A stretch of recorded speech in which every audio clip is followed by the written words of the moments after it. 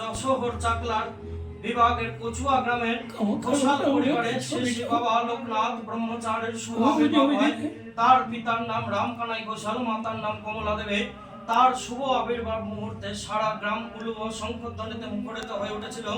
কথিত আছে যে কোনো এক বংশের একজন যদি বিষ্ণু ভক্ত হন তাহলে তার কুলের 14 পুরুষ উদ্ধার হন। তাই রামকানাইয়ের আশা ছিল তার পুত্রকে ব্রহ্মচারী করবেন, কিন্তু তার স্ত্রী কমলা দেবী রাজি না হয় প্রথম ছেলেকে ব্রহ্মচারী করা ইচ্ছা হয়নি। এরপরে আরো 2 পুত্রকে ব্রহ্মচারী করা গেল না। চতুর্থ সন্তান হতে স্ত্রীর সম্মতিতে তাকে ভক্তদের পথে এগিয়ে নিয়ে গেলেন। তিনি তার চতুর্থ সন্তানকে ব্রহ্মচারী করার জন্য অনুরোধ জানালেন। গাঙ্গুলি পাড়ার ভগবান গাঙ্গুলিকে রামকানাইয়ের পর এই চতুর্থ পুত্রের নামকরণ হলো লোকনাথ। ছোটবেলা থেকে লোকনাথ ছিলেন খুবই দুষ্ট প্রকৃতির, কিন্তু তা হলে কি হবে, লেখাপড়া করাতে এবং শাস্ত্র কথা শুনতে তিনি খুবই ভালোবাসতেন। তিনি লেখাপড়ার সঙ্গে সঙ্গে নানান শাস্ত্র পুরাণের পাঠ অভ্যাস করতেন। বাংলা 1148 সালে 11 বছর বয়সে লোকনাথের সঙ্গে তার এক বাল্য বন্ধু বেণীমাধব বন্দ্যোপাধ্যায়েরও উপনয়ন দীক্ষা দান করলেন।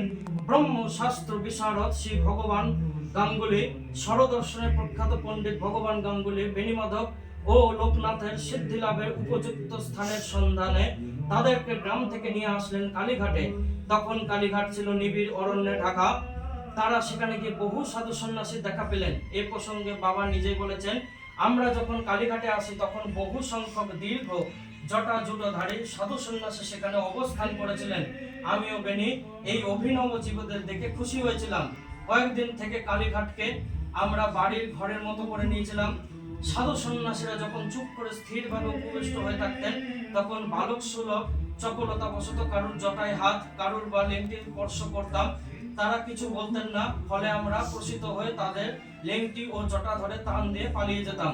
সাধুরা আমাদের এই অত্যাচার কয়েকদিন সহ্য করে তাদের গুরুদেবকে জানিয়ে দিলেন।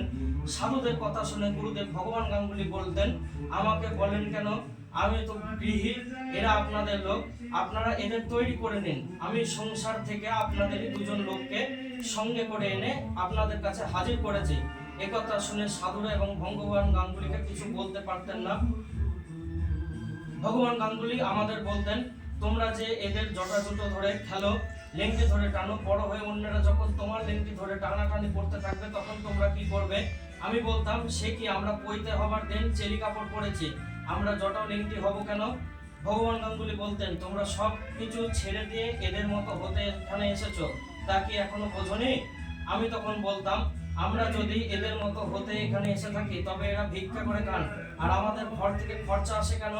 ভগবান গাঙ্গুলি বলতেন, সেগুলি আমাদের ভিক্ষে স্বরূপ। আমরা এখানে আছি সেই কথা বাড়ির লোক জানে বলেই সেখান থেকে খরচ আসে। আমি বলতাম, তবে আর আমাদের এখানে থাকা উচিত নয়, যত তাড়াতাড়ি সম্ভব বহু দূরে কোনো এক জায়গায় আমাদের চলে যাওয়া উচিত। তখন গুরুদেব ভগবান গাঙ্গুলি বলেছিলেন, বালক হলেও লোকনাথের কথা যথাযথ। তারপরে তারা কালীঘাট ছেড়ে চললেন।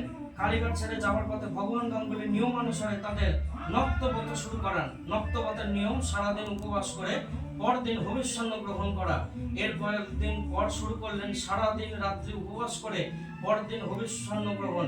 এই ব্রতের নাম হলো একান্তরা। সেই ব্রত শেষ হলে ত্রিরাত্রি অর্থাৎ 3 দিনের উপবাস, তারপর পঞ্চান্ন 5 দিনের উপবাস এবং 6ষ্ঠ দিনে ভোজন। নবরাত্রি 9 দিনের দিন অন্ন গ্রহণ। এইভাবে বাইরে উপবাস ও ভিতরে সমাধি উপবাস করতেন। নবরাত্রির পর করেন দ্বাদশাহ 12 দিন উপবাস, এরপর পক্ষাহ অর্থাৎ 15 দিন উপবাস এবং 16 দিন আহার, পরে মাসাহ অর্থাৎ 1 মাস উপবাস, তারপরে আহার। এইভাবে ব্রত আচরণ করতে করতে মহাসিদ্ধি লাভ করলেন ঠাকুর লোকনাথ বাবাজি। ভিক্ষা করে গুরুদেব যা সঞ্চয় করতেন তাই তারা 3 জনে ভাগ করে চালাতেন। বাবাজি এক জায়গায় বলেছেন, ব্রহ্মচর্যের প্রথম অবস্থায় যেমন আমাদের নির্জন স্থানে বসিয়ে রাখা হতো, শেষে গুরুদেব তারা বিপরীত কাজ করতেন। তিনি আমাদের নিয়ে যেখানে মেলা হয় সেখানে বসিয়ে দিতেন। গুরুদেবের কাছে বহু লোকের মধ্যে মনঃসংযোগ কঠিন বলে আপত্তি করলে তিনি বলতেন, নির্জনে যেমন চিত্ত স্থির করা অভ্যাস করেছ, জনতার কলরবের মধ্যে তেমন করতে হবে। আর তখন তার আদেশ অনুযায়ী মনঃসংযোগ করতে চেষ্টা করতাম। সেই সময় তাদেরকে অনেক রকমের কীট পতঙ্গের দংশন সহ্য করারও অভ্যাস করতে হয়েছে। কারণ যখন লোকনাথ ও বেণীমাধব ধ্যানে বসতেন ঠিক সেই সময় গুরুদেব তাদের একনিষ্ঠতা পরীক্ষা করার জন্য চারিদিকে চিনি বা গুড় ছড়িয়ে পিঁপড়েদের ডেকে আনতেন। এরপর 35 বছর বয়স হলে তাদের হঠযোগ শিক্ষা, সেই শিক্ষা শেষ হওয়ার পর আবার গুরুদেব রাজযোগ শিক্ষার জন্য শিষ্যের কাছ থেকে একদিন হঠযোগের কঠিন পরীক্ষা গ্রহণ করলেন। লোকনাথ তার উরুদয়ের মধ্যে হাঁড়ি চাপিয়ে পায়েস রান্না করে গুরুদেবকে সেবা করালেন। লোকনাথ ব্রহ্মচারী কিন্তু দুবার মাসাহ ব্রত করার শেষবারে তার পূর্বজন্মের কথা মনে পড়ে। তিনি ছিলেন বর্ধমান জেলার বেরুগ্রামের বন্দ্যোপাধ্যায় বংশের সীতানাথ বন্দ্যোপাধ্যায়। ভারতবর্ষের অন্তর্গত বহু তীর্থ ও হিমালয় পর্বতাদি পরিক্রমা করে লোকনাথ, বেণীমাধব ও ভগবান গাঙ্গুলি এসে অবস্থিত হলেন মহাতীর্থ কাশীধাম। সেখানে তাদের যোগাযোগ হলো হিতলাল মিশ্র নামে এক মহাপুরুষের সঙ্গে। সেই হিতলাল মিশ্রই হয়েছিলেন কাশীর তৈলঙ্গ স্বামী। তার হাতে শিষ্যদের তুলে দিয়ে ভগবান গাঙ্গুলি অশ্রুপূর্ণ নয়নে বললেন, আমার এই ছেলে দুটিকে আপনার হাতে তুলে দিলাম, এদের ভার নিন। হিতলাল মিশ্র তথাস্তু বলে তাদের গ্রহণ করলেন। এর কয়েক মাস পর ভগবান গাঙ্গুলি গঙ্গা স্নানে করে কাশীর মণিকর্ণিকা ঘাটে জপ করতে করতে দেহত্যাগ করেন। ভগবান গাঙ্গুলির তিরোধানের পর লোকনাথ ও বেণুমাধব সমভূমি ছেড়ে এবার হিমালয়ের দুর্গম অঞ্চলে প্রবেশ করেন। হিতলাল মিশ্র তাদের সঙ্গে চললেন। তারা দুর্গম পার্বত্য অঞ্চল ধরে হাঁটতে হাঁটতে চলে গেলেন চন্দ্র সূর্যের উদয় অন্তবিহীন অন্ধকার দেশে। ভারত পরিক্রমা শেষ করে বিশ্ব পরিক্রমণকালে লোকনাথ বাবা গিয়েছিলেন সুদূর আরব দেশের মক্কা শহরে।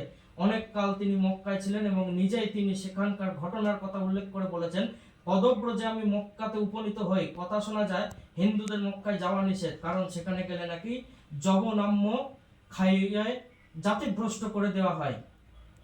কিন্তু সে সব কথা মিথ্যা। আমি যেখানে পৌঁছলাম মুসলমানেরা আমাকে যত্ন করে অতিথি সৎকার করেছিলেন। কাবুলে থাকার সময় লোকনাথ বাবাজি কোরআন শরীফ পাঠ অভ্যাস করেছিলেন।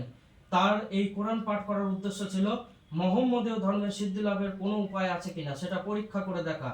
তিনি আবার অনেক সময় ভাবের ঘরে নিজেকে বলতেন, আমি মুসল্লুম ইমাম অর্থাৎ মুসলমান। তিনি মক্কা মদিনা ভ্রমণ করার কালে মরুভূমি প্রান্তরে আব্দুল গফফরের সাথে সাক্ষাৎ করেছিলেন।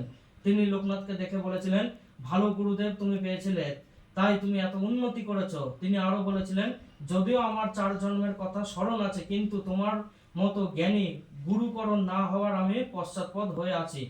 ভগবান গাঙ্গুলির কাছে এত বড় জ্ঞান ও শিক্ষা লাভ করেছিলেন বলে লোকনাথ বাবা বলেছিলেন, আমি শতাধিক বছর পাহাড়ি পর্বত পরিক্রমা করে বড় ধন কামাই করেছি, তোদের আর ঘুরতে হবে না, কেবল বসে বসে খাবে। তিনি আরো বলেছিলেন, রণে বলে জলে জঙ্গলে যখনই বিপদে পড়িবে আমাকে স্মরণ করো, আমি রক্ষা করিব।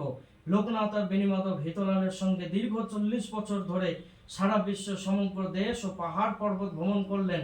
হিতলাল তাদের চন্দ্রনাথ পাহাড়ে অবস্থান করতে বলে নিজে একা উদয়াচলে যাত্রা করলেন। সুদীর্ঘকালে বরফের দেশে অবস্থান করার ফলে তাদের দেহের চামড়া ও জিহবার অবস্থা অন্যরকম হয়েছিল। তারপর তারা নিম্নভূমির দিকে অবতরণ করার ফলে কয়েকজন সন্ন্যাসীর সঙ্গে লোকনাথ বাবাকেও গ্রেপ্তার করলো সীমান্তরক্ষী বাহিনী। অনেক সাধু জটার মধ্যে মোহর থাকার কারণে রক্ষীরা তাদের ধরে আটকে রাখেন, কিন্তু বাকহীন লোকনাথ বাবাকে দেখে তাকে তারা ছেড়ে দিলেন। কিন্তু লোকনাথ বাবাজি বলেছিলেন, অন্যান্য সাধুদের না ছাড়লে আমি জেলেই থাকবো। তখন এক সাহেবের দয়া সবাই মুক্তি পেলেন। চন্দ্রনাথ পাহাড়ের অবস্থানকালে একটি চিরস্মরণীয় ঘটনা ঘটেছিল। তা হলো দাবানলের মধ্যে থেকে মহাত্মা বিজয় কৃষ্ণকে উদ্ধার করা। বিজয় কৃষ্ণ গোস্বামী নিজে সেই ঘটনার বিবরণ দিয়ে বলেছিলেন, আমি ও বারোদির ব্রহ্মচারী মহাশয় একসময় চন্দ্রনাথ পাহাড়ে কিছুকাল একসঙ্গে সাধন ভজন করেছিলাম। সেখানে সহসা একদিন চারিদিকে দাবানল প্রজ্বলিত হয়ে উঠেছিল। পশু পক্ষী কীট পতঙ্গ অগ্নিদাহ হতে লাগলো। আগুনের উত্তাপ ছিল অসহ্য। আমাদের কুটিরের প্রায় 200 হাত নিচে সমতল ভূমি ছিল। প্রথমে দেখা গেল একটি পাহাড়িয়া সাপ লাফ দিয়ে কোথায় অদৃশ্য হয়ে গেল। পরে একটি বাঘও সেরূপ করলো। তারপর ব্রহ্মচারী মহাশয় বোম বোম শব্দ উচ্চারণ করে আমাকে পিঠে নিয়ে 200 হাত নিচে সমতলে লাফিয়ে পড়লেন। তাতে কিন্তু আমি কোনো আঘাত পেলাম না। এবার চন্দ্রনাথ পাহাড় থেকে নিজের মনে হাঁটতে হাঁটতে লোকনাথ বাবাজি ত্রিপুরা রাজ্যের দাউদকান্দি গ্রামে এসে পৌঁছালেন।